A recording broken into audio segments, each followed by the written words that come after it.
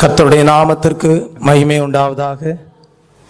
சற்று நேரம் தியானிக்கும்படியாக எடுத்துக்கொண்ட வேத பகுதி சங்கீதம் 84 சங்கீதம் 4 வசனத்தை ஒருவர் வாசியுங்கள். உம்முடைய வீட்டில் வாசமாயிருக்கிறவர்கள் பாக்கியவான்கள், அவர்கள் எப்பொழுதும் உம்மை துதித்து கொண்டிருப்பார்கள். ஜெபிப்போம். அன்பு மகா கிருபையும் இரக்கமும் நிறைந்த நேசமுள்ள நல்ல தகப்பனே, இந்த ஓய்வு நாளின் காலை வேளையிலே ஆண்டவரே, உம்முடைய வீட்டில் வாசமாயிருக்கிறவர்கள் பாக்கியவான்கள், அவர்கள் எப்பொழுதும் உம்மை துதித்து கொண்டே இருப்பார்கள் என்கிற சத்திய வசனத்தை தியானிக்கும்படியாக தேவன் எங்களுக்கு கொடுக்கிற ஆண்டவரே கிருபைக்காக உம்மை நன்றியுள்ள இருதயத்தோடு ஸ்தோத்தரிக்கிறேன். நாங்கள் தியானிக்கும்படியாக எடுத்துக்கொண்ட இந்த வேத வசனம் எங்களுடைய ஜீவியத்திற்கு இந்த தியானம் இனிமையாக காணப்பட தேவாவியானவதாமே கிருபை செய்து ஆண்டவரே, நாங்கள் கர்த்தாவே ஒவ்வொரு நாளும் தேவனுடைய சமூகத்திலே துதிக்கிற அனுபவத்திலே நாங்கள் அதிகமாக வளர்ந்து ஆண்டவரே உம்மோடுள்ள ஐக்கியத்திலே ஆண்டவரே இன்னும் நெருங்கி ஜீவிக்க தேவாவியானவதாமே கிருபை செய்தள வேண்டும் என்று கர்த்தர் மீட்பருமாய் இயேசு கிறிஸ்துவின் நாமத்திலே கெஞ்சி மன்றாடி கேட்கிறேன், பரிசுத்தமுள்ள பிதாவே, ஆமென். உம்முடைய வீட்டில் வாசமாயிருக்கிறவர்கள் பாக்கியவான்கள், அவர்கள் எப்பொழுதும் உம்மை துதித்து கொண்டே இருப்பார்கள். கர்த்தருடைய நாமத்திற்கு மகிமை உண்டாவதாக.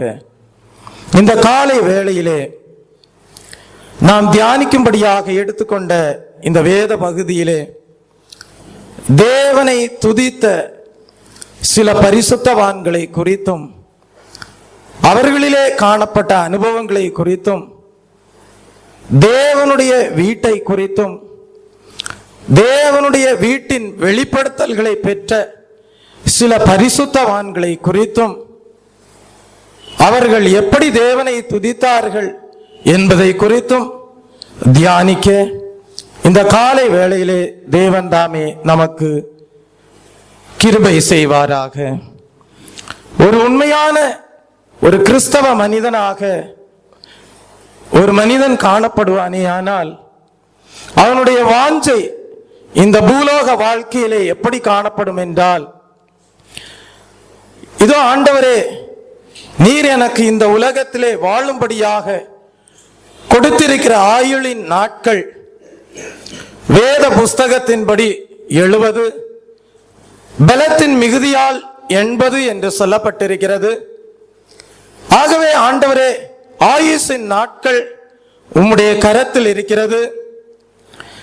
அப்படி தேவரீர் என்னுடைய வாழ்க்கையிலே கொடுத்திருக்கிற ஆயுள் நாளிலே நான் பரலோகத்திலே எனக்காக நீர் எனக்கென்று ஒரு வீட்டை ஆயத்தப்படுத்தி இருக்கிறீரே, அந்த பரலோக வீட்டிலே நான் வந்து சேரும்படியாக நான் இந்த பூலோக வாழ்க்கையிலே எனக்கு கொடுக்கப்பட்டிருக்கிற ஆயுளின் நாட்களிலே எதை செய்து நிறைவேற்ற வேண்டும் என்று அவன் தேவ சமூகத்திலே காத்திருந்து வேதத்தை ஆராய்ந்து பார்த்து வேதத்தில் சொல்லப்பட்டிருக்கிற காரியத்தின்படி தன்னுடைய ஜீவியத்தை இதோ பரலோக வாழ்க்கைக்கு ஏற்றபடி அவன் என்ன செய்து கொள்கிறான் என்றால், ஒவ்வொரு நாளும் சரி செய்து ஒவ்வொரு நாளும் பரலோக பிதாவிற்கு பிரியமுள்ள ஒரு ஜீவியத்தை செய்கிறவனாக காணப்படுவான்.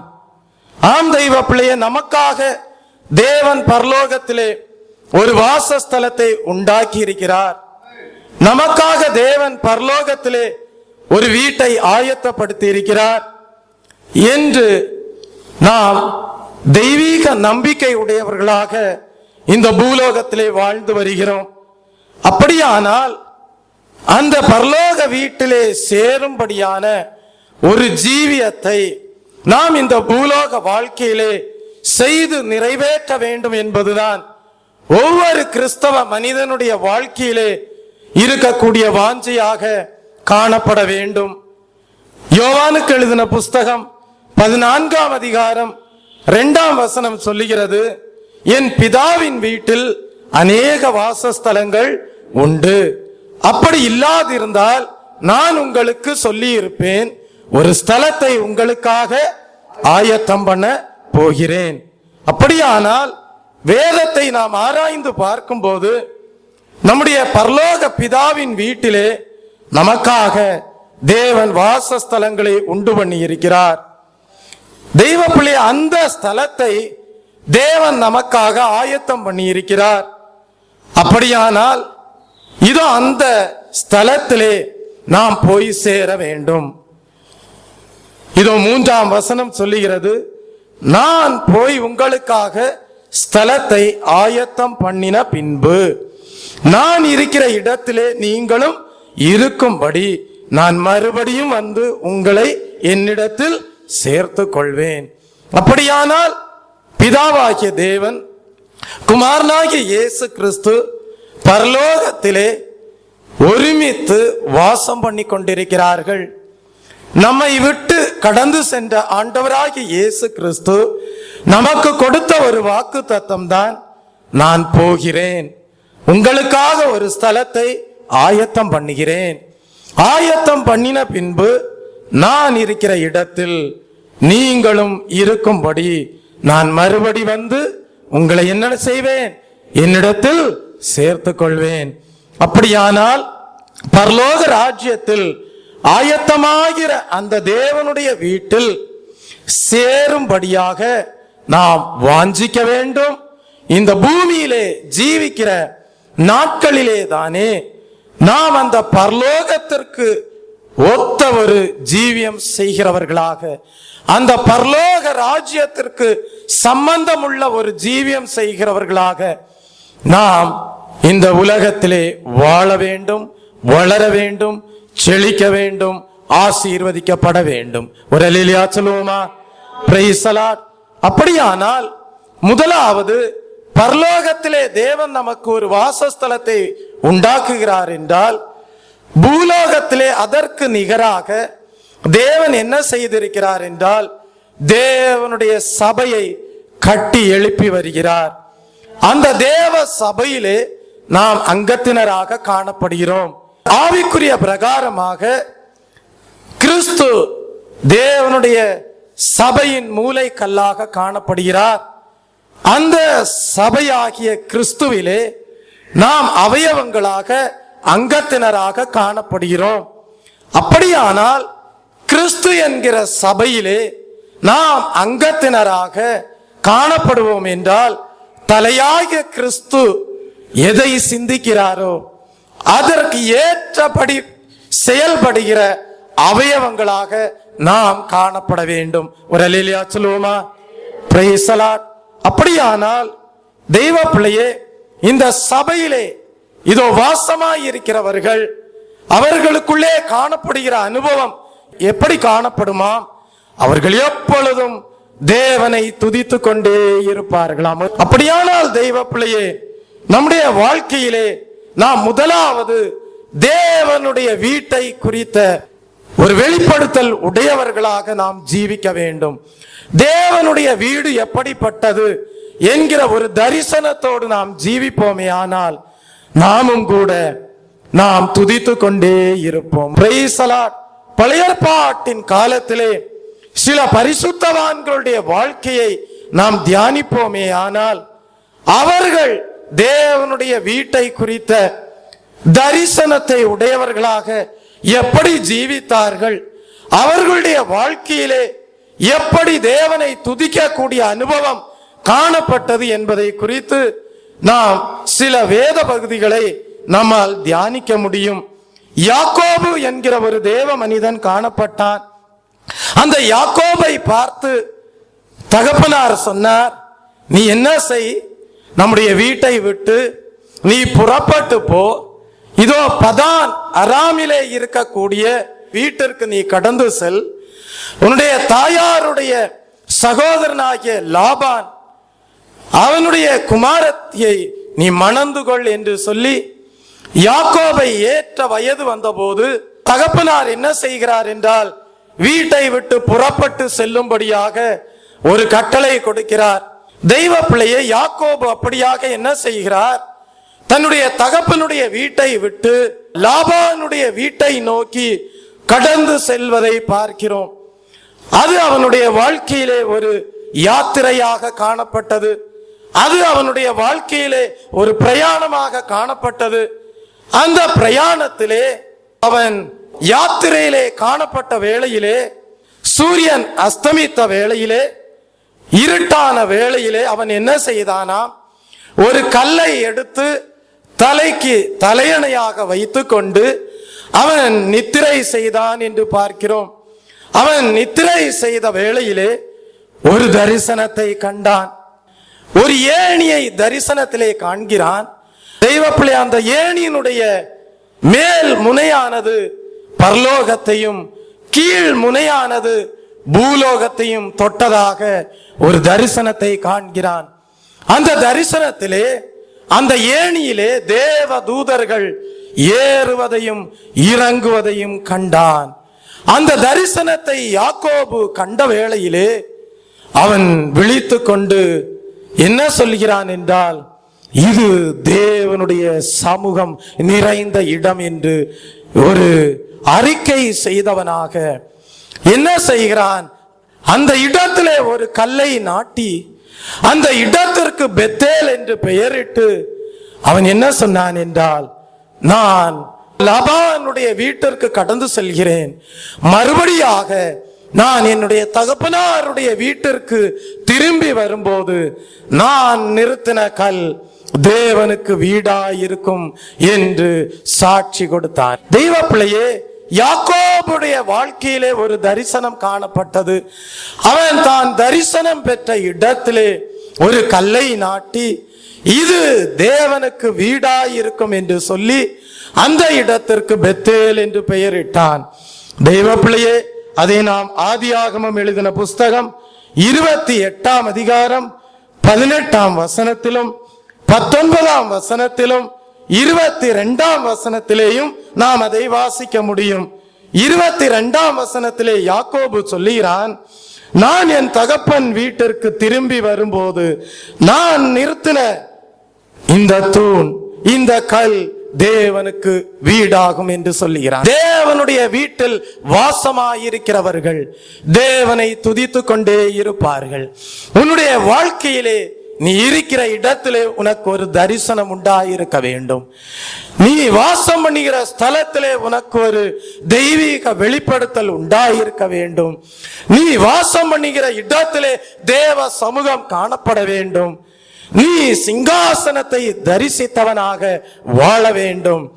அப்படி வாழுகிற ஸ்தலத்திலே நீ தேவனை துதித்துக் கொண்டே இருக்க வேண்டும். Praise the Lord. அப்படியானால் தெய்வ பிள்ளையே, யாக்கோபுனுடைய வாழ்க்கையிலே தேவனுடைய சமூகம், தேவனுடைய வீட்டை குறித்த ஒரு தரிசனத்தை அவன் பெற்றுக்கொண்டானே. ஆனால் அதற்கு காரணம் என்ன? அவனுடைய ஜீவியத்திலே காணப்பட்ட அனுபவங்கள் என்ன என்று தியானிக்கும் போது யாக்கோபுடைய வாழ்க்கையிலே சில அருமையான குணாதிசயங்கள் காணப்பட்டது. உன்னுடைய வாழ்க்கையிலே, உன்னுடைய ஜீவியத்திலே தேவனுடைய அருமையான குணாதிசயங்களும் தேவனுடைய அருமையான சுபாவங்களும் காணப்படுமே. ஆனால் நீ வாசம் பண்ணுகிற இடம் தேவ தரிசனத்தை பெற்ற இடமாய் இருக்கும். நீ வாசமாயிருக்கிற இடம், நீ வசிக்கிற இடத்திலே தேவதூதர்கள் ஏறுவதையும் இறங்கி வருவதையும் நீ தரிசிப்பாய். அப்படியானால் யாக்கோபுடைய வாழ்க்கையிலே காணப்பட்ட குணாதிசயம் தான் என்ன? யாக்கோபுடைய வாழ்க்கையிலே காணப்பட்ட தெய்வீக அனுபவங்கள் தான் என்ன? வாசியுங்கள். ஆதியாகமம் எழுதின புஸ்தகம் 25ஆம் அதிகாரம் 17ஆம் வசனத்தை வாசிக்கும் போது யாக்கோபை குறித்து என்ன சொல்லப்பட்டிருக்கிறது என்றால், அவன் குணசாலியும் அவன் கூடாரவாசியுமாய் இருந்தான் என்று சொல்லப்பட்டிருக்கிறது. யாக்கோபு குணசாலியாய் இருந்தான், யாக்கோபு கூடாரவாசியாய் இருந்தான். வேதத்திலே ஒரு வசனம் சொல்லப்பட்டிருக்கிறது, குணசாலியான ஸ்திரீயை கண்டுபிடிப்பவன் யார்? அவள் விலை முத்துக்களை பார்க்கிலும் விலையேற பெற்றதாய் இருக்கும். அப்படியானால் தேவன் ஒரு மனிதனுடைய வாழ்க்கையிலே எதிர்பார்க்கக்கூடிய ஒரு சுபாவம் என்னவென்றால் மனிதன் குணசாலியாய் இருக்க வேண்டும். மனிதன் தேவனுடைய பார்வையிலே குணசாலியாய் இருக்க வேண்டும். நீங்கள் கேட்கலாம், குணசாலி என்று சொல்லும் போது அதனுடைய அர்த்தம் என்ன பாஸ்டர் என்று நீங்கள் கேட்கலாம். அதனுடைய அர்த்தம் என்ன தெரியுமா? தெய்வ பிள்ளையே, குணசாலி என்கிற சுபாவத்திற்கு எதிர்மறையான சுபாவம் தான் தந்திரம். தந்திரம் இல்லாமல் நேரான ஒரு வாழ்க்கை, அதுதான் குணசாலியான ஒரு வாழ்க்கை, அதுதான் ஒரு குணமுள்ள வாழ்க்கை. வேதத்திலே சொல்லப்பட்டிருக்கிறது, ஏசா தந்திரமுள்ள வேட்டைக்காரனாய் இருந்தானாம். கன்னிங் ஹண்டர் என்று ஏசாவை பற்றி சொல்லப்பட்டிருக்கிறது. ஆனால் யாக்கோபை பற்றி சொல்லப்பட்டிருக்கிறது பிளைன் மேன் என்று சொல்லப்பட்டிருக்கிறது. பிளைன் மேன், அவன் ஒரு குணசாலியாக காணப்பட்டான். தேவனுக்கு ஏற்ற அருமையான சுபாவங்கள் யாக்கோபனுடைய ஜீவியத்திலே காணப்பட்டது. இரண்டாவது சொல்லப்பட்டிருக்கிறது, அவன் கூடாரவாசியாய் இருந்தான். கூடாரவாசி என்று சொல்லும் போது அதனுடைய அர்த்தம் என்ன? தெய்வ பிள்ளையே, யார் விசுவாச ஜீவியம் செய்கிறார்களோ அவர்களுடைய வாழ்க்கையிலே காணப்படுகிற சுபாவம் தான் கூடார வாசி என்கிற அனுபவம். ஆபிரகாமை குறித்து நாம் படித்திருக்கிறோம். அவன் விசுவாசிகளுக்கெல்லாம் தகப்பன் என்ற பெயரை பெற்றவன். அவன் செல்வ சீமானாக காணப்பட்டான். ஆனால் அவன் ஒரு கூடார வாசியாக காணப்பட்டான். ஆபிரகாம் செல்வ சீமானாக காணப்பட்டான். ஆனால் அவனை குறித்து என்ன சொல்லப்பட்டிருக்கிறது? அவன் கூடாரவாசியாய் இருந்தான். அப்படியானால் செல்வ சீமானாக காணப்பட்டாலும் அவனுடைய வாழ்க்கையிலே அவன் எப்படிப்பட்ட ஞானத்தை பெற்றிருந்தான் என்றால், இந்த பூலோக வாழ்க்கை நிரந்தரமானது அல்ல. இந்த பூலோக வாழ்க்கை நிரந்தரமானது அல்ல.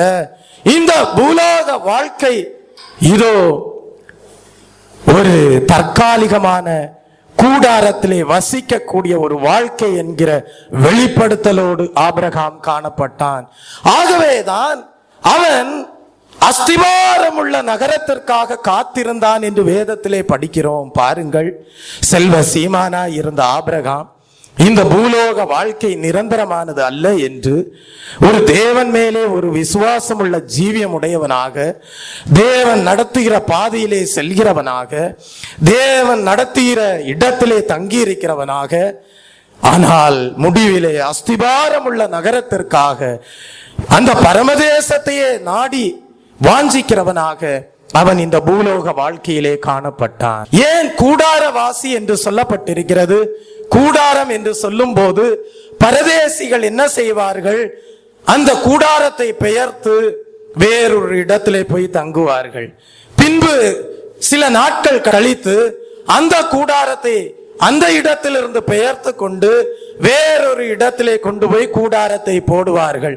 இப்படியே கூடார வாசிகளை நீங்கள் கவனித்து பார்ப்பீர்களானால் அவர்கள் நிரந்தரமாக ஒரு இடத்திலே என்ன செய்வதில்லை, தங்கி இருப்பதில்லை. அதிலே ஆவிக்குரிய வெளிப்படுத்தல்கள் இருக்கிறது. தெய்வ பிள்ளையே, இந்த பூலோகத்திலே நாம் வாழும் போது நாம் எப்படிப்பட்ட எண்ணமுடையவர்களாய் இருக்க வேண்டுமா என்றால், ஆண்டவரே, நீர் நடத்துகிற பாதையிலே நான் செல்லும்படியாக ஆயத்தமாய் இருக்கிறேன் என்கிற எண்ணத்தோடு நீ வசிப்பாயானால் அதுதான் கூடார வாசியின் அனுபவமாய் இருக்கும். அதை தான் யாக்கோபனுடைய வாழ்க்கையிலே பார்க்கிறோம். தகப்பனார் அவனை வழி அனுப்பும் போது அவன் ஒரு பிரயாணத்திலே காணப்படுகிறான். அவனுடைய யாத்திரையை நாம் தியானிப்போமே ஆனால், அவனுடைய பிரயாணத்தை குறித்து நாம் தியானிப்போமே ஆனால், அது ஒரு கூடார வாசியை போன்ற ஒரு அனுபவத்தினோடு அவன் கடந்து சென்ற ஜீவியமாக காணப்பட்டது. அவன் சொல்லுகிறான், நான் வெறும் கோலும் தடியுமாக நான் கடந்து வந்தேன் என்று சொல்லுகிறான். அவனுடைய கரத்திலே நீங்கள் நோக்கி பார்ப்பீர்களானால் தெய்வ பிள்ளை ஒன்றுமில்லை. ஆகவே அவனுடைய பிரயாணத்திலே இரவு நேரத்திலே அவன் தலைக்கு ஒரு கல்லை வைத்து தூங்கின இடம் அன்றைய நாளிலே அவனுக்கு ஒரு வாசஸ்தலமாயிருந்தது. அது தேவனுடைய வீடாக மாறினது. அந்த இடத்திலே தேவ தரிசனத்தை பெற்றுக்கொண்டான். அதற்கு பெத்தேல் என்று பெயரிட்டான். தெய்வ பிள்ளையே, பின்பு அந்த இடத்தை விட்டு இதோ வழி பிரயாணமாக கடந்து போகிறான்.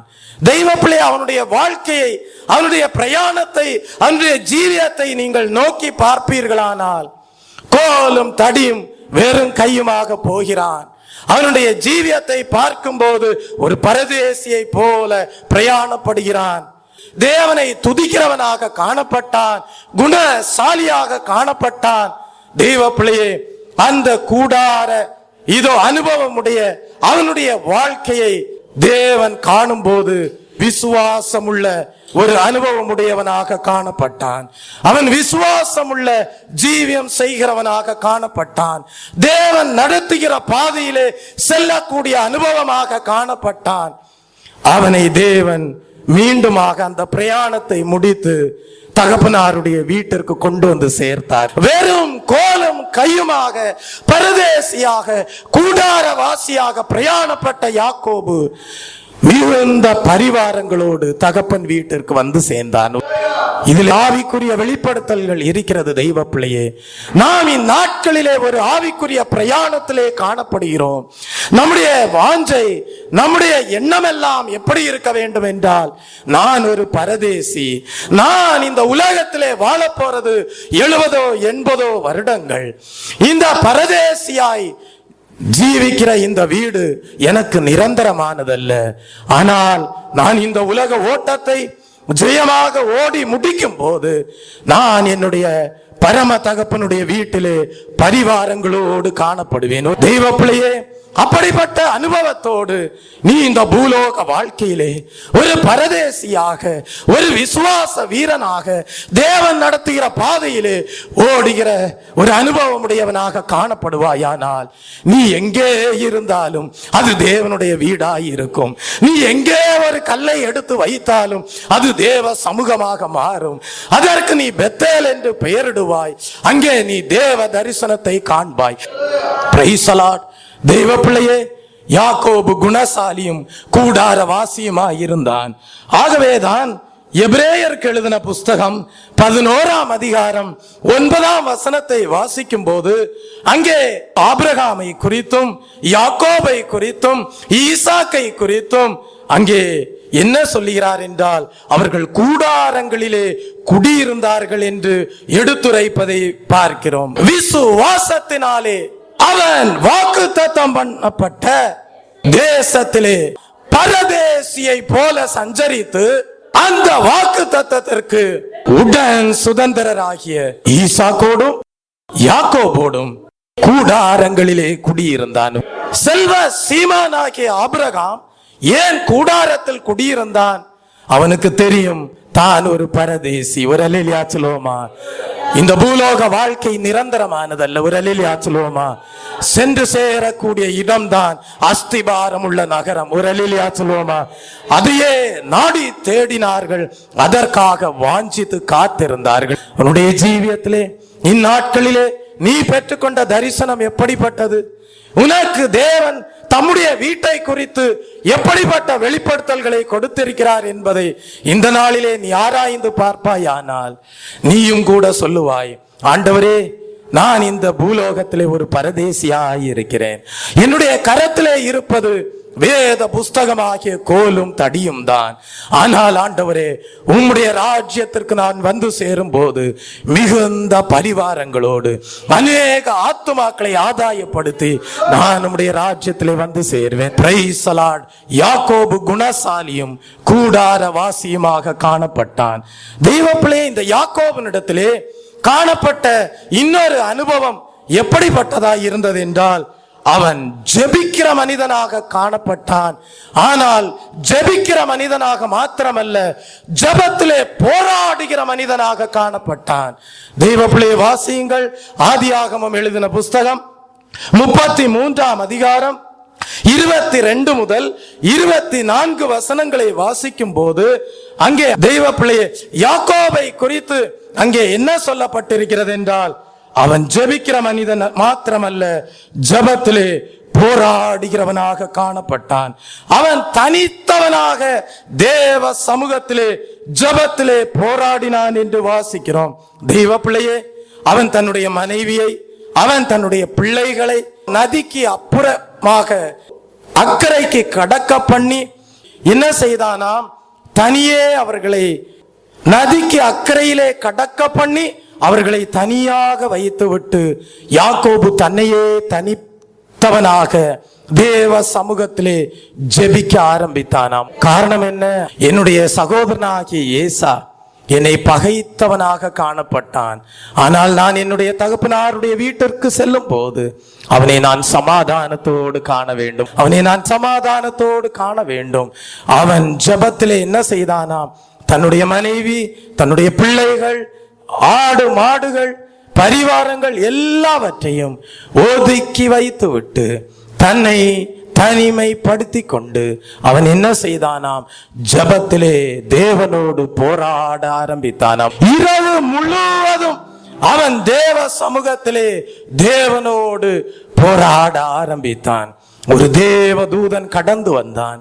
அந்த தேவதூதன் யாக்கோபை பார்த்து சொன்னான், யாக்கோபே, நான் கடந்து செல்லட்டும், விடிய போகிறது, நான் கடந்து செல்லட்டும் என்று யாக்கோபை பார்த்து தேவதூதன் சொல்லுகிறான்.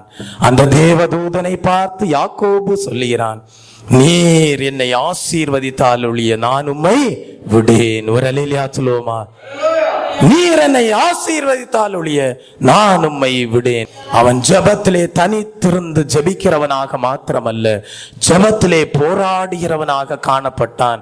ஆகவே அவன் ஆசீர்வாதத்தை பெற்று கொண்டான். அவன் தன்னுடைய சகோதரனாகிய ஏசாவை சமாதானத்தோடு கண்டான். அவன் தன்னுடைய தகப்பனாருடைய வீட்டிற்கு வரும்போது மிகுந்த பரிவாரத்தோடு கடந்து வந்தான். Praise the Lord.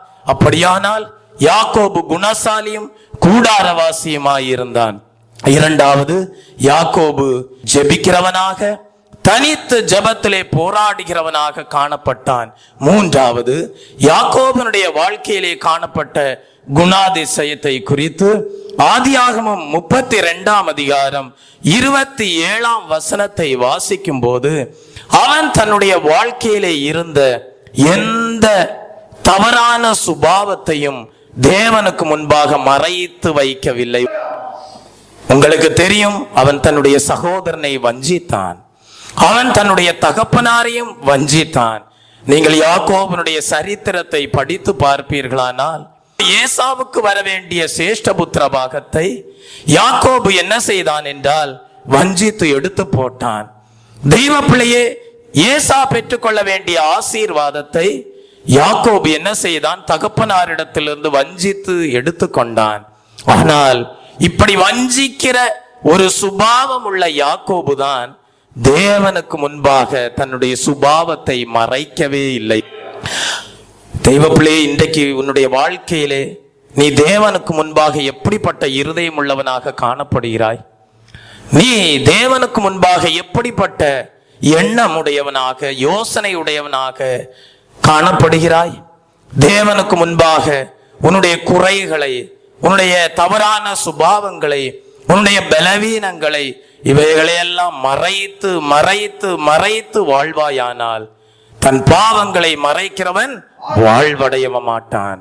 அவற்றை அறிக்கை செய்து விட்டு விடுகிறவனோ இரக்கம் பெறுவான். யாக்கோபு தேவ சமூகத்திலே தன்னுடைய சுபாவத்தை மறைக்கவில்லை.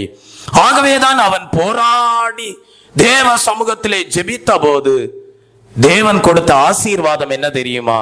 இனி நீ யாக்கோபு என்னப்படாமல் இனி நீ இஸ்ரவேல் என்னப்படுவாய். ஒரு அல்லேலூயா சொல்லுவோம். இனி நீ யாக்கோபு என்று சொல்லப்படாமல் இனி நீ இஸ்ரவேல் என்று சொல்லப்படுவாய். காரணம் என்ன? யாக்கோபு என்றால் எத்தன், ஏமாற்றுகிறவன் என்று பெயர்.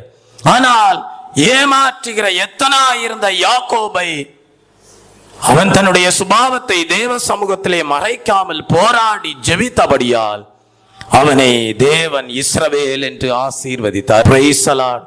நீ குணசாலியாகவும் கூடாரவாசியாகவும் காணப்பட வேண்டும். உன்னுடைய வாழ்க்கையிலே நீ வாக்குத்தத்தத்திற்கு சுதந்திரமாக தேவன் உனக்கு வைத்திருக்கிற பரலோக வீட்டை குறித்த தரிசனமுடையவளாக நீ வாழ வேண்டும். தெய்வப்பிள்ளை, நீ தனித்து தேவ சமூகத்திலே ஜெபிக்கிற அனுபவத்தோடு நீ காணப்பட வேண்டும்.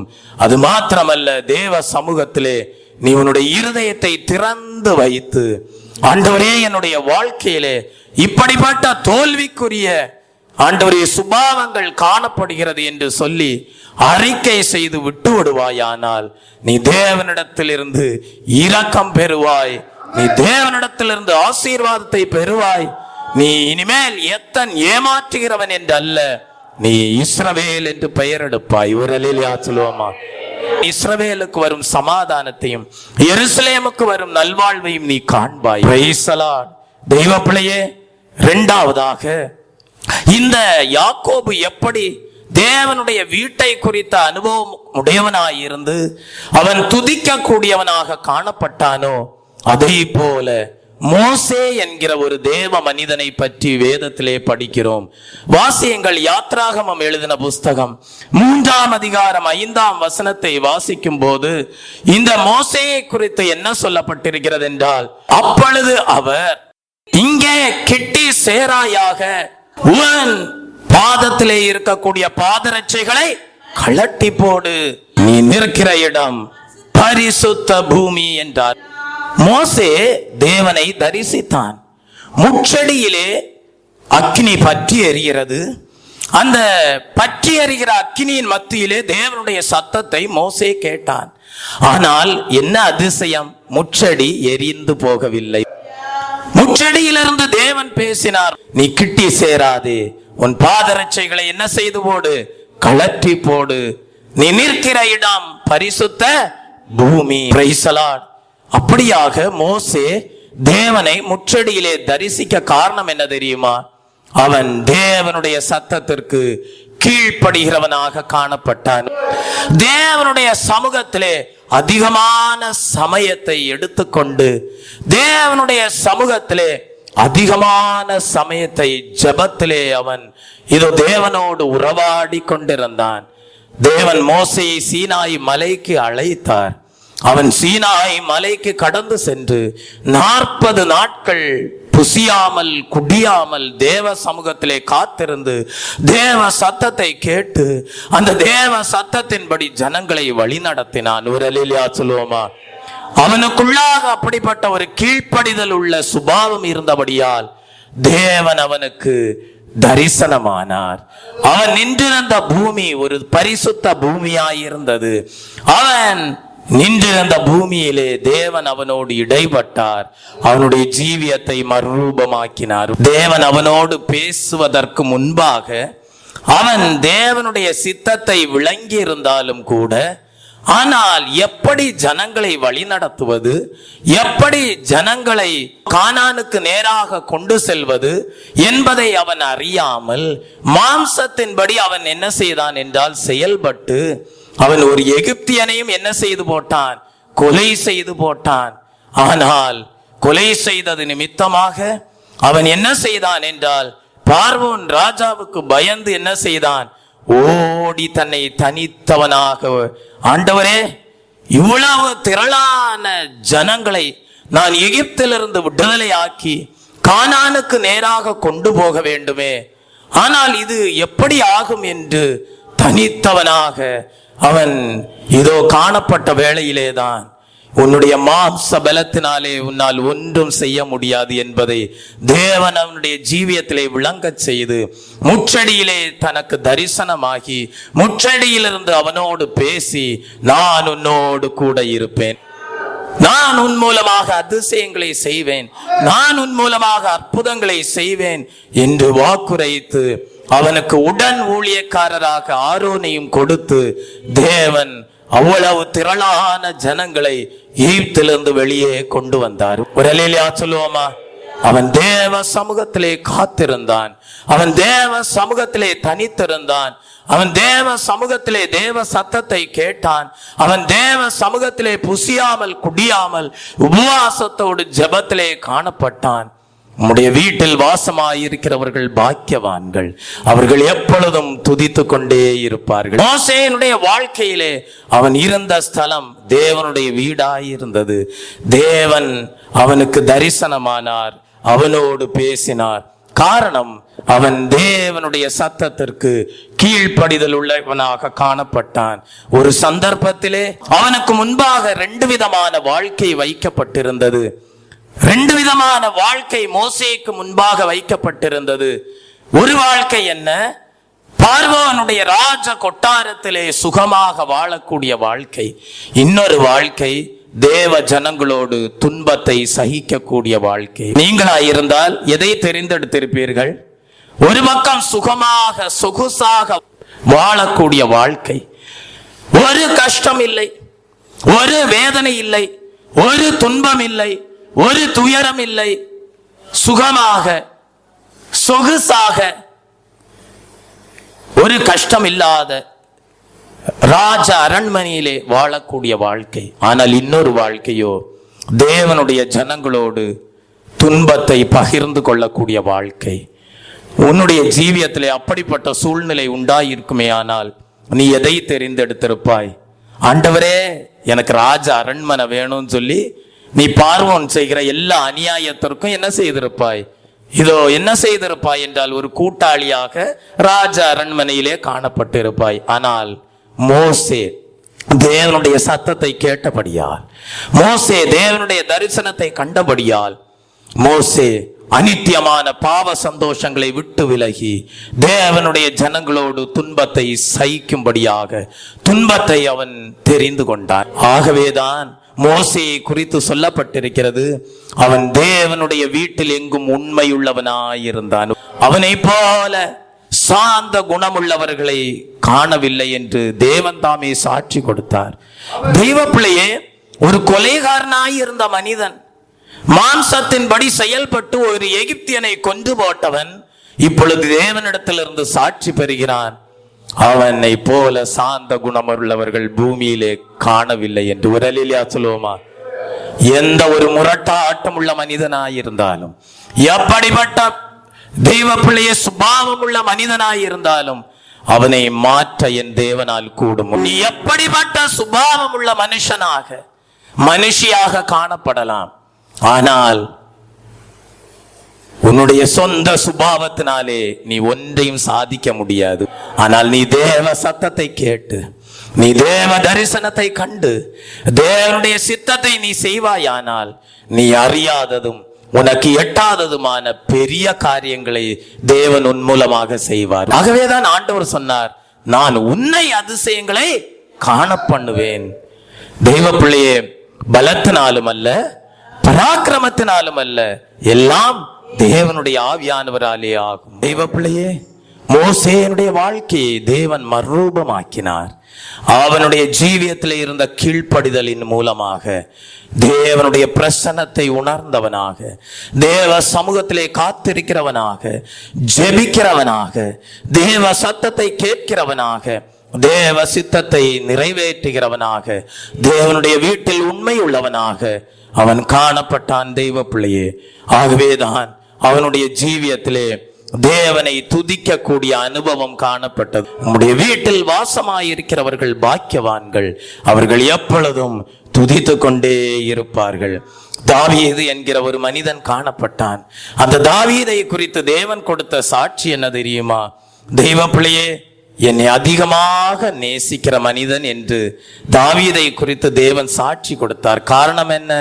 என் இருதயத்திற்கு ஏற்றபடி செய்கிற மனிதன், தேவனுடைய இருதயத்திற்கு ஏற்றபடி செய்கிற ஒரு மனிதனாக தாவீது காணப்பட்டான். ஆகவேதான் அவனுடைய வாழ்க்கை தேவனுடைய ஆலயத்தை பற்றின ஒரு வெளிப்படுத்தல் உடையவனாக, தேவனை துதித்து பாடக்கூடியவனாக காணப்பட்டான். வாசியுங்கள், அப்போஸ்தலர் 13ஆம் அதிகாரம் 22ஆம் வசனத்தை வாசிப்போம்.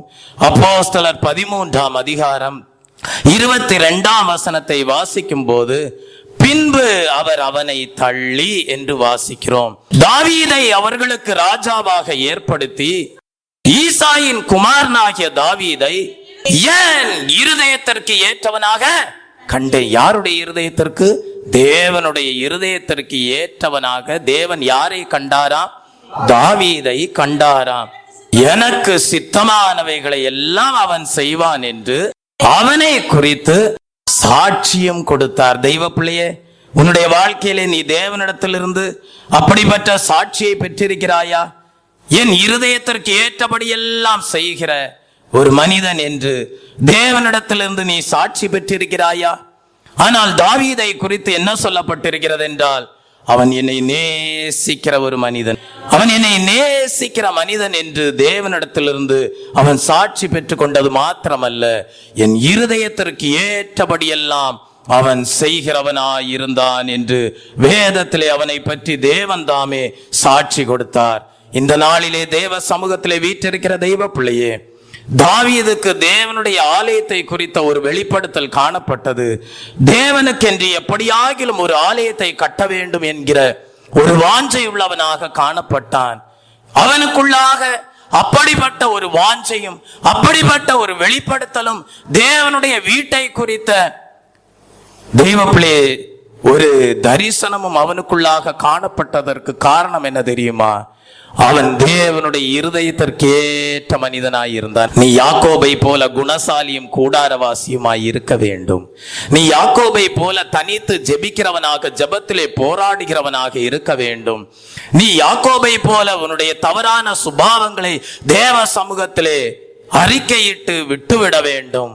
அப்பொழுது தேவன், நீ யாக்கோபு என்று இனி எண்ணப்படாமல் இஸ்ரவேல் என்று எண்ணப்படுவாய் என்று உன்னை ஆசீர்வதிப்பார். அது மாத்திரமல்ல தெய்வ பிள்ளையே, மோசேயை போல நீ கீழ்ப்படிதல் உள்ளவளாக காணப்பட வேண்டும்.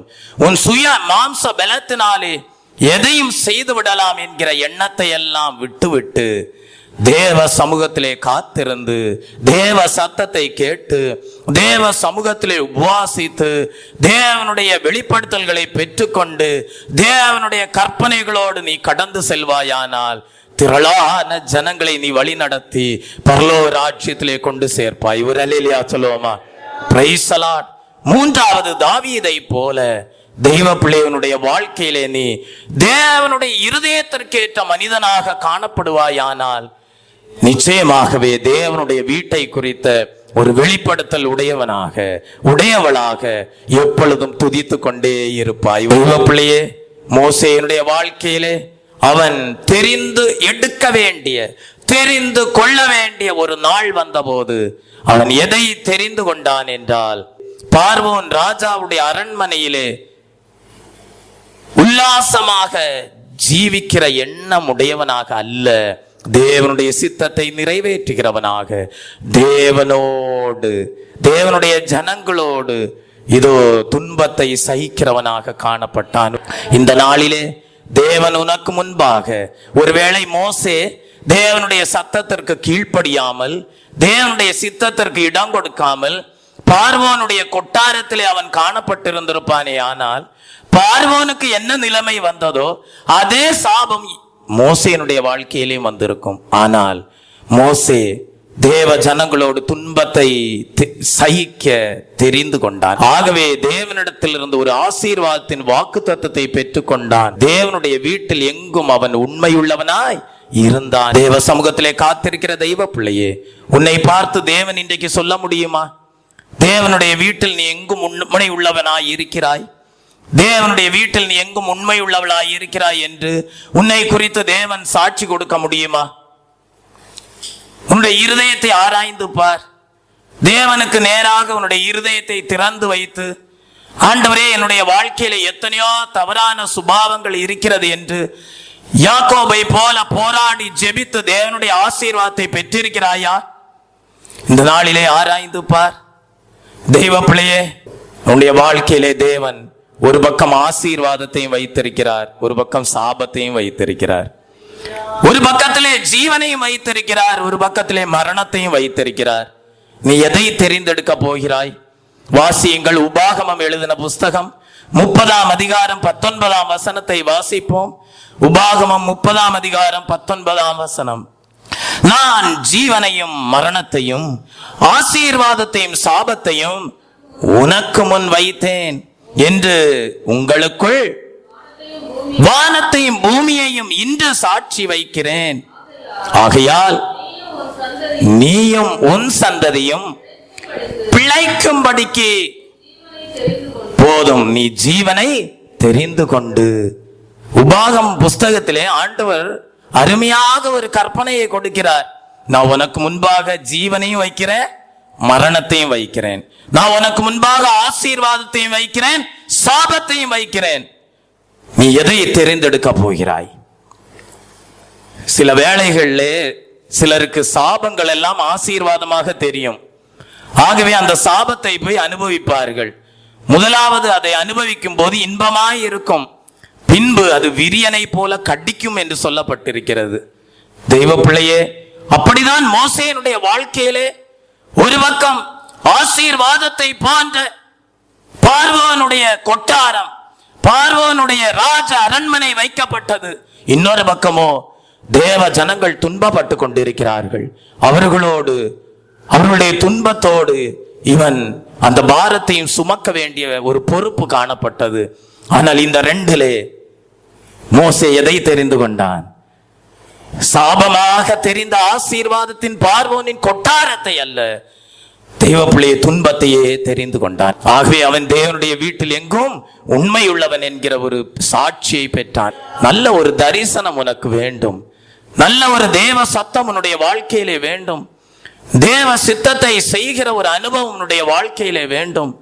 ஆகவேதான் ஏசாயா தீர்க்கதரிசியின் புஸ்தகம் 7ஆம் அதிகாரம் 15ஆம் வசனத்திலே சொல்லப்பட்டிருக்கிறது, நீ தீமையை வெறுத்து நன்மையை தெரிந்து கொள் என்று சொல்லப்பட்டிருக்கிறது. தெய்வ பிள்ளையே, ரெண்டும் வைக்கப்பட்டிருக்கிறது. ஒரு பக்கம் தீமையும் உண்டு, ஒரு பக்கம் நன்மையும் உண்டு. நீ எதை வெறுக்க வேண்டும்? தீமையை வெறுக்க வேண்டும். எதை தெரிந்து கொள்ள வேண்டும்? நன்மையை தெரிந்து கொள்ள வேண்டும். சாபத்தை வெறுக்க வேண்டும், ஆசீர்வாதத்தை பெற்றுக்கொள்ள வேண்டும். மரணத்தை வெறுக்க வேண்டும், ஜீவனை நேசிக்க வேண்டும். நித்திய ஜீவனைக்கு உடல் சுதந்திரராக நீ காணப்பட வேண்டும். தெய்வ பிள்ளையாகவேதான் ஆண்டவருடைய பாதத்திலே வீற்றிருந்த மரியாளை பார்த்து ஆண்டவர் சொன்னார், இதோ அவள் நல்ல பங்கை தெரிந்து கொண்டாள். இந்த நாள் உன்னுடைய வாழ்க்கையிலே நலமான காரியத்தை தெரிந்து கொள்ள வேண்டிய ஒரு நாள். மார்த்தாளை பற்றி ஆண்டவர் என்ன சொன்னார்? மார்த்தாளே, நான் உன்னுடைய வீட்டிற்கு கடந்து வந்திருக்கிறேன், ஆனால் நீயோ பற்பல காரியங்களை குறித்து கவலைப்பட்டு கலங்குகிறாய். ஆனால் தேவையானது ஒன்றே.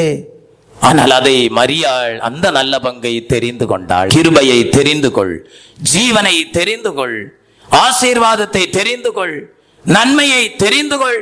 தீமையை வெறுத்துவிடு, மரணத்தை வெறுத்துவிடு, சாபத்தை வெறுத்துவிடு. தெய்வ பிள்ளையே, உன்னுடைய வாழ்க்கை அப்பொழுது தேவனிடத்திலிருந்து ஒரு சாட்சி பெறுவாய். மோசே தேவனுடைய வீட்டில் எங்கும் உண்மையுள்ளவனாய் இருந்தது போல கன்மலை ஜெப வீட்டாரும் தேவனுடைய பார்வையிலே உண்மையுள்ளவர்களாய் இருந்தார்கள் என்று, இவர்கள் குணசாலியும் கூடார வாசியுமாய் இருந்தார்கள் என்று நீ சாட்சி எடுப்பாய். இவர்களோ சத்தியத்தை நேசித்தார்கள் என்று சாட்சி கொடுப்பார். இவர்களோ தெய்வ பிள்ளையை தனித்தவர்களாக ஜெபத்திலே போராடினவர்களாக காணப்பட்டார்கள் என்று தேவன் சாட்சி கொடுப்பார். இவர்களோ என் இருதயத்திற்கு ஏற்ற ஜனங்களாய் இருந்தார்கள் என்று தேவன் தாவீதை குறித்து எப்படி சாட்சி கொடுத்தாரோ அதே போல உங்களை குறித்தும் சாட்சி கொடுப்பார். தெய்வ பிள்ளை, ஏசாயா தீர்க்கதரிசியின் புஸ்தகம் 65ஆம் அதிகாரம் 12ஆம் வசனம் சொல்லுகிறது, தேவனுடைய பார்வைக்கு பிரியமானதை தெரிந்து கொள்ள வேண்டும். தேவன் உன்னுடைய வாழ்க்கையை பார்க்கும் போது நீ தெரிந்து கொண்ட காரியம் தேவனுக்கு பிரியமுள்ள காரியமாய் இருக்க வேண்டும். அப்பொழுது தேவன் உன்னை பார்த்து சொல்லுவார், பிரியமானவனே, உன் ஆத்மா வாழ்வது போல நீ எல்லாவற்றிலும் வாழ்ந்து சுகமாயிருக்கும்படி வேண்டுகிறேன். சங்கீதம் 119ஆம் சங்கீதம் 30ஆம் வசனம் சொல்லுகிறது, மெய் வழியை நான் தெரிந்து கொண்டு என்று சங்கீதக்காரனாகிய தாவீது சொல்லுகிறான். அதிலிருந்து நாம் என்ன விளங்கிக் கொள்கிறோம்? இந்த பூலோக வாழ்க்கையிலே நமக்கு முன்பாக பொய்யான வழிகளும் உண்டு, உண்மையான மெய் வழியும் உண்டு. ஆனால் உண்மையுள்ளவன் பரிபூர்ண ஆசீர்வாதம் பெறுவான். ஆகவே சங்கீதக்காரன் சொல்லுகிறான், நான் மெய் வழியை தெரிந்து கொண்டு என்று சொல்லுகிறான். ஆம் தெய்வ பிள்ளையே, அது மாத்திரமல்ல, நம்முடைய வாழ்க்கையிலே கர்த்தருக்கு பயந்து ஜீவிக்கக்கூடிய, கர்த்தருக்கு பயப்படுகிற ஒரு வாழ்க்கை நீ வாழ வேண்டும்.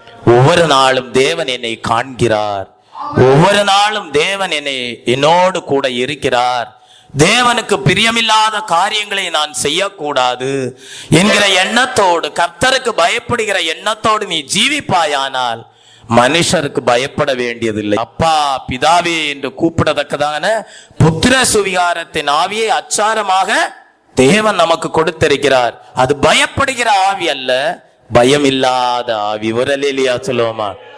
கர்த்தருக்கு பயப்படுதலே ஞானத்தின், பரிசுத்தரின் அறிவே அறிவு. Praise the Lord.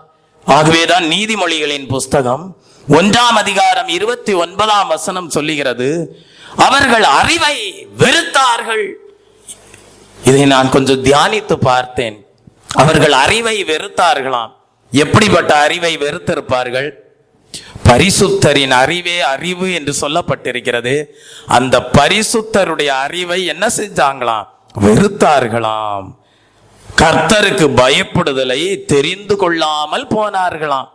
அந்நாட்களிலே சில ஜனங்கள் பரிசுத்தரின் அறிவை வெறுத்து விட்டு கர்த்தருக்கு பயப்படுகிற பயத்தை தெரிந்து கொள்ளாமல் போனார்களாம். இந்த காலை வேளையிலே தேவாவியானவர் உன்னோடு இடைப்பட்டு கொண்டிருக்கிற சத்தியம் என்னவென்றால், கர்த்தருக்கு பயப்படுதலே ஞானத்தின் ஆரம்பம், பரிசுத்தனின் அறிவே அறிவு.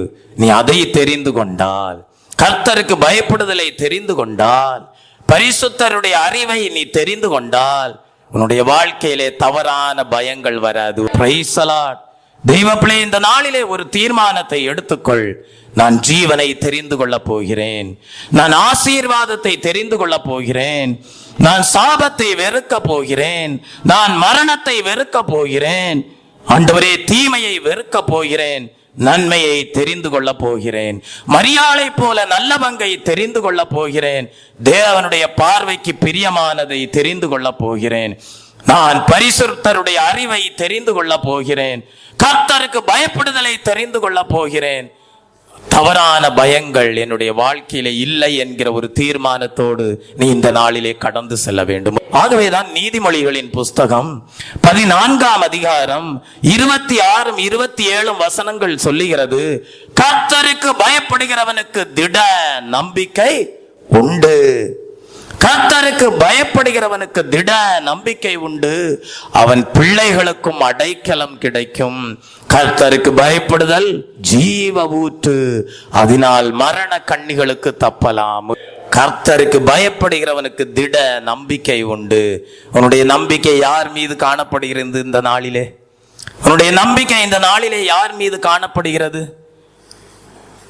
கர்த்தருக்கு பயப்படுகிற பயம் உன்னுடைய வாழ்க்கையிலே இருக்குமேயானால், ஜீவ ஊற்றாகிய பரிசுத்த ஆவியானவர் உன் இருதயத்தை நிரம்பி இருப்பார். Praise the Lord. நீ ஆராதனைக்கு உட்காரும் போது அந்த பரிசுத்த ஆவியானவர் உனக்குள்ளாக தெய்வ பிள்ளையை என்ன செய்வார் என்றால், இதோ எழும்ப ஆரம்பிப்பார். ஒரு அல்லேலூயா சொல்லுவோமா? நீ எழும்பி பிரகாசிப்பாய். பரிசுத்த ஆவியானவர் உனக்குள்ளே இருந்து இடைப்பட்டு கொண்டே இருப்பார். பரிசுத்த ஆவியானவர் வெளிப்படுத்துகிற வார்த்தை உன்னுடைய ஜீவியத்திலே பலப்படுத்தக்கூடியதாக, உன்னுடைய வாழ்க்கையை சீர்படுத்தக்கூடியதாக, உன்னுடைய வாழ்க்கையை ஸ்திரப்படுத்தக்கூடியதாக, உன்னுடைய வாழ்க்கையை செம்மையான பாதையிலே நடத்தக்கூடியதாக, தேவனுடைய சமூகத்திலே நீ தரிசனத்தை கண்டவனாக, தேவனுடைய வீட்டிலே நீ இதோ வெளிப்படுத்தல்களை பெற்றவளாக, தேவனுடைய சத்தத்தை கேட்டவர்களாக, தேவனுடைய சித்தத்தை நிறைவேற்றினவர்களாக, நாங்கள் இந்த பூலோக வாழ்க்கையிலே ஒரு பரதேசிகளாக, நாங்கள் தங்குகிற இடத்திலே தேவனுடைய பிரமாணங்கள் எங்களுக்கு கீதங்கள் ஆயின என்கிற அறிக்கையோடு ஒரு தலபலவரதவதில் ரபக்கலவரதவ சந்தலபலவரதவதில் ரபக்கலவரதவதிலவரதவதிலவே அந்த பரலோக ராஜ்யத்தை குறித்த தரிசனமுடையவனாக நீ ஒருவேளை உன்னுடைய இந்த பூலோக வாழ்க்கையிலே வெறும் கோலம் தடியோடு நீ புறப்பட்டிருக்கலாம். ஆனால் நீ தேவனுடைய ராஜ்யத்திற்கு சென்று சேரும் போது மிகுந்த பரிவாரங்களோடு செல்வாய். ஆகவே இந்த நாளிலே ஒரு தீர்மானத்தை எடுத்துக்கொள். 1000 நாளை பார்க்கிலும் உமது பிரகாரங்களில் செல்லும் ஒரே நாள் நல்லது. ஆகவே இங்கே சங்கீதக்காரன் சொல்லுகிறான், 1000 நாளை பார்க்கிலும் உமது பிரகாரங்களில் செல்லும் ஒரே நாள் நல்லது. சங்கீதம் 84ஆம் சங்கீதம் 10ஆம் வசனத்திலே வாசிக்கிறோம், ஆகாமிய கூடாரங்களில் வாசமாய் இருப்பதை பார்க்கிலும் என் தேவனுடைய ஆலயத்தின் வாசற்படியில் காத்திருப்பதையே தெரிந்து கொண்டேன். நீ தெரிந்து கொள். ஆகாமிய கூடாரங்களில் வாசமாயிருக்கிற 1000 நாள் அல்ல, தேவனுடைய பிரகாரங்களில் செல்கிற ஒரே நாள் நல்லது என்று தெரிந்து கொள். 1000 நாளை பார்க்கிலும் தேவனுடைய ஆலயத்தின் வாசற்படியில் காத்திருக்கிற ஒரு நாள் நல்லது என்று தெரிந்து கொள். ஒரு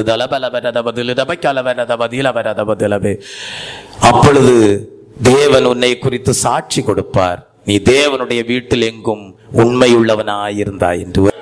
அன்னாளுடைய வயது என்ன தெரியுமா? அன்னாள் என்கிற தாயாருடைய வயது என்ன தெரியுமா? 84 வயது. ஆனால் அவளோ தேவாலயத்தை விட்டு நீங்காமல் இரவும் பகலும் உபவாசம் பண்ணி ஜெபித்து ஆராதனை செய்து கொண்டிருந்தாளாம். அவள் ஒரு ஜெப வீராங்கனையாக காணப்பட்டாள். வயது என்ன? 84. யோசுவாவை பற்றி சொல்லப்பட்டிருக்கிறது, அவன் ஆசரிப்பு கூடாரத்தை விட்டு விலகாதிருந்தான் என்று. உன்னுடைய வாழ்க்கையில இன்றைக்கு ஒரு நல்ல தீர்மானத்தை எடுத்துக்கொள்.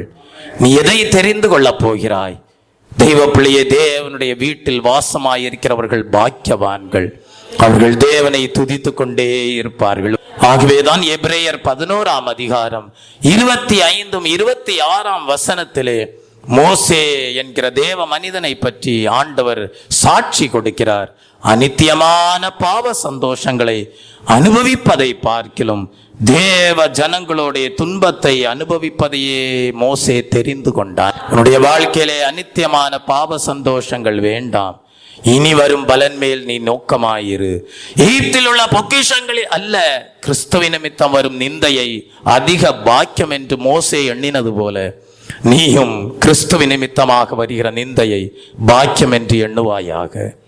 அப்பொழுது தேவன் உன்னை குறித்து சாட்சி கொடுப்பார். என் பிள்ளை எனக்காக நிந்தைகளை சுமந்தான், என் பிள்ளை எனக்காக அவமானங்களை ஏற்றுக்கொண்டான், என் பிள்ளை எனக்காக சிலுவையை சுமந்தான், என் பிள்ளை எனக்காக தேவனுடைய வீட்டில் உண்மை உள்ளவனாய் இருந்தான். அவன் துதித்துக் கொண்டே இருந்தான், அவன் உபவாசித்துக் கொண்டிருந்தான், அவன் புசியாமல் குடியாமல் தேவ சமூகத்திலே காணப்பட்டான். அவனுடைய உன்னுடைய வாழ்க்கையை குறித்து தேவன் சாட்சி கொடுப்பார். தெய்வ பிள்ளையே, கர்த்தரை சேவிப்பது உங்களுடைய பார்வைக்கு ஆகாததாய் கண்டால் பின்ன யாரை சேவிப்பீர்கள்? இந்த நாளிலே தெரிந்து கொள்ளுங்கள், யாரை சேவிக்க போகிறீர்கள். கர்த்தரை சேவிக்கிறது உங்கள் பார்வைக்கு ஆகாததாய் கண்டால் பின்ன யாரை சேவிக்க போகிறீர்கள்? யோசுவாவின் புஸ்தகம் 24ஆம் அதிகாரம் 15ஆம் வசனத்திலே யோசுவா ஜனங்களை பார்த்து கேட்கிறான், கர்த்தரை சேவிப்பது ஆகாதது என்று கண்டால் பின்ன யாரை நீங்கள் சேவிப்பீர்கள்? இந்த நாளிலே தெரிந்து கொள்ளுங்கள் என்று ஜனங்கள் மத்தியிலே ஒரு அறைகூவல் விடுகிறான். தெய்வ பிள்ளையே, நதிக்கு அப்புறத்தில் உங்கள் பிதாக்கள் சேவித்த இதோ அந்நிய தெய்வங்களை சேவிப்பீர்களோ?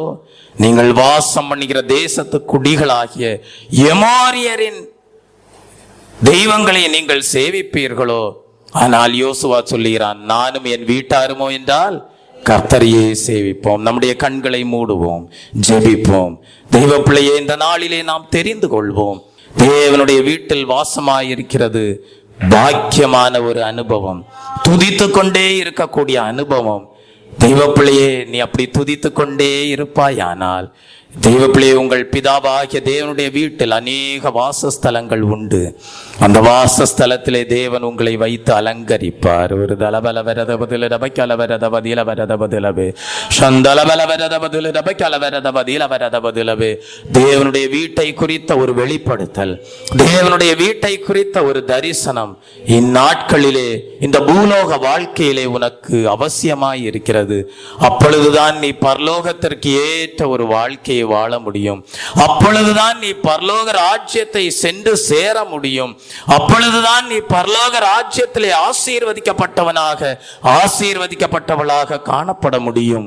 யாக்கோபு அப்படிப்பட்ட தரிசனத்தை பெற்றுக்கொண்டான்.